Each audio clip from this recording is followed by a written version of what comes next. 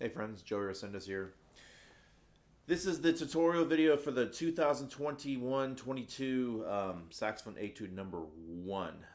This is Fairling number 12, D minor. The fastest Etude we have this year.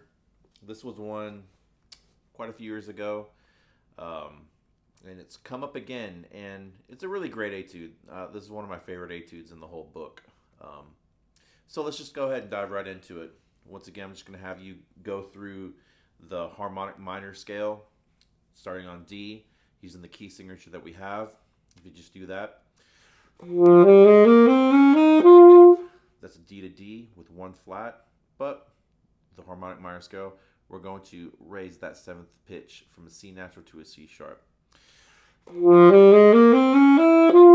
Really quite an easy scale on the saxophone. And play that up and down the whole range of the horn.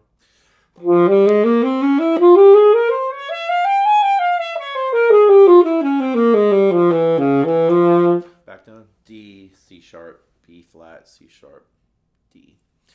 Okay, so get as close to 132 as you can on this Etude. The very best players will play it, maybe probably even a little bit faster, maybe closer to 140, 144-ish. That's pretty quick.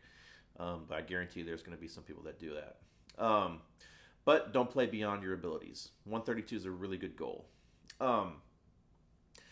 Really be careful to play the first rhythm correctly with the tie. So what I would do is I would really imagine a bar of silence before the Etude starts. So think in your head, 1, 2, 3, 4, ba, ba da ba da. So that you really get that tie going, and not just starting and not having a good sense of time. So 1, 2, 3. All right. So you got these accents here in the first 3 bars, 4, 5, 6. There's lots of accents in this whole Etude. I think the articulations will take care of a lot of the accents, but do just give them a little bit of oomph.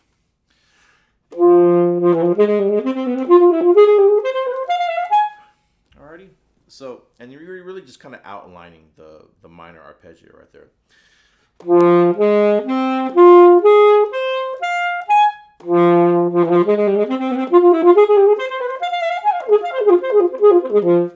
And then right here, this rhythm in measure 3, you got this falling arpeggio in slur 3 tongue 1, and this slur 3 tongue 1 comes up a lot in this Etude, so it's really important that you practice this articulation pattern, and I would do that with the scale.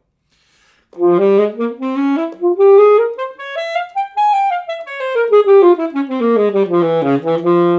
just being able to play that rhythm over and over and over again, and make sure you get that ba ba ba ba ba.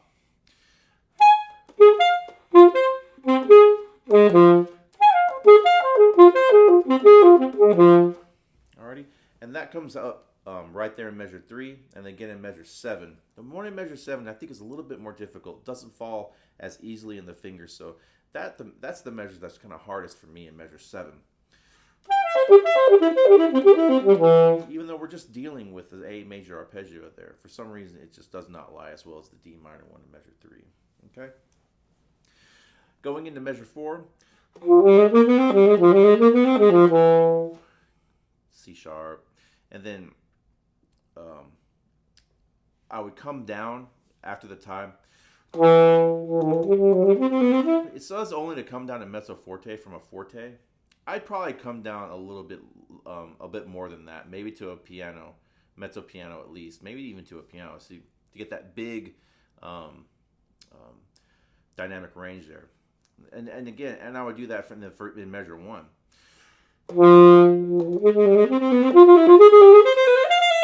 Because if you do a crescendo throughout the whole bit, I mean, that's just a little bit of crescendo. You want to have room to grow.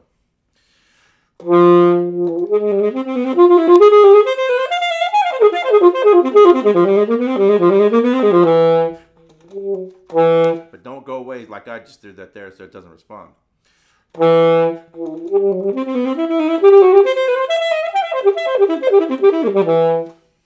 Okay.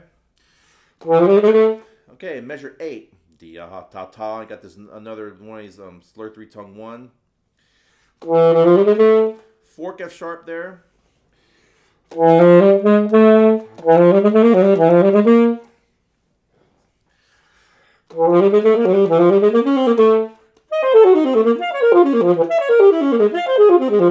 So those two bars measures 9 and 10. We got arpeggios, and we got minor arpeggios, diminished arpeggios.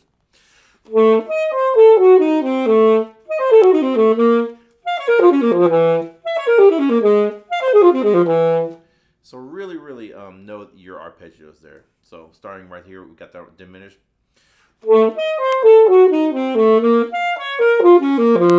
Right there, that's a G minor. Starting on the C sharp is another diminished. And then we back to D minor. And then we got chromatic right here. Both of those A's are tongued. I would really advise to do a side B flat right there, not having to flip the B flat. To slide off this. Make sure you nail the articulation right there at the end of measure 12. Really want to hear that. That's one of the things that not a lot of people can nail, but you're going to do it because you're going to practice it, right? Okay. Going on, this is measure 13. Again, start big, come way down.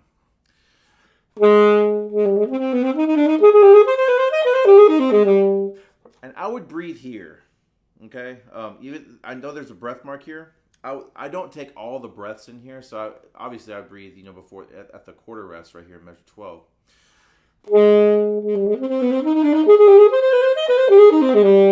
Right here. I don't do that breath going from the D to the high D. I do a really long phrase here because I don't like to breathe so often in this etude. When you're learning it, you're probably gonna have to breathe more often than I do. But strive to do really as long phrases as you can without having to break the line. So I'll just start back over here and measure 13.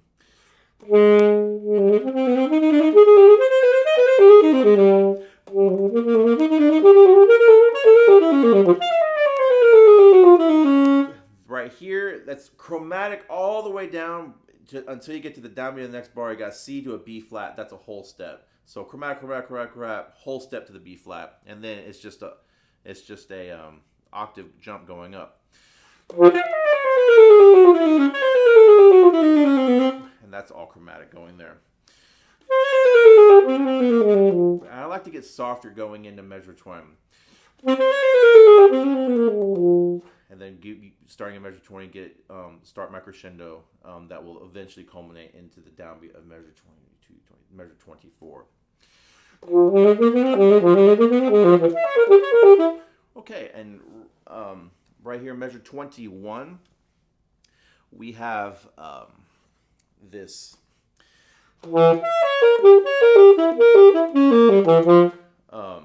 this figure right here. You got tongue 1, slur 3, tongue 1, slur 3, tongue 1, slur 3, slur 3, tongue 1. So you really have to bring out the difference in articulation in beat 4 right there. And really bring that out. That's going to be one of the things judges will listen for, okay?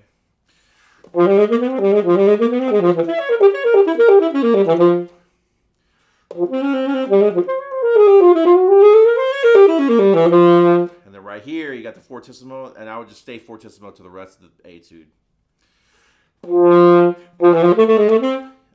E sharp is the same as F natural, right? It's our harmonic as F natural, and harmonic tone of F natural.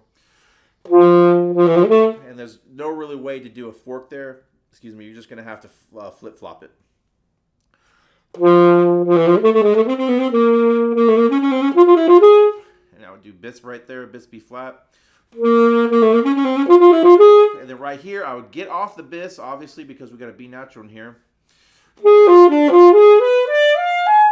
And then right here is their trick fingering right here that you could do for the high F that makes it so much easier. Just from you going from the high D, just tap your high F sharp key if you have a horn with a high F sharp. Ba-dum.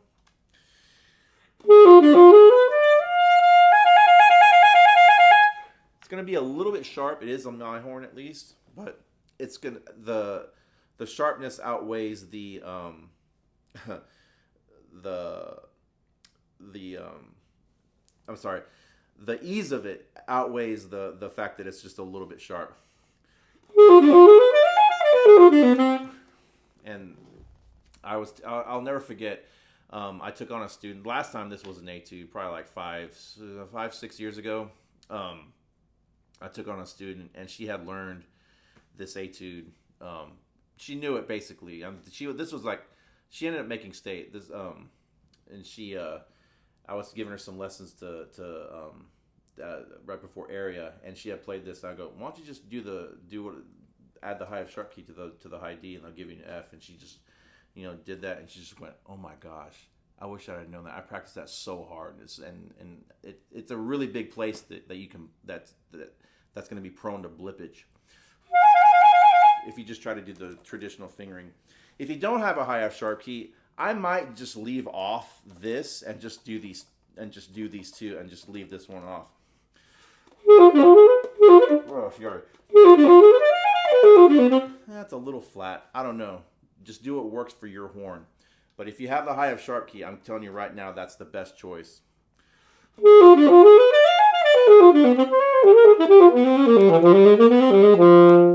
then just finish out the Etude. And remember, end strong. Not a whole lot to this Etude. It's just a big old string of 16th notes. So what the judge is going to be re-listening for is obviously notes.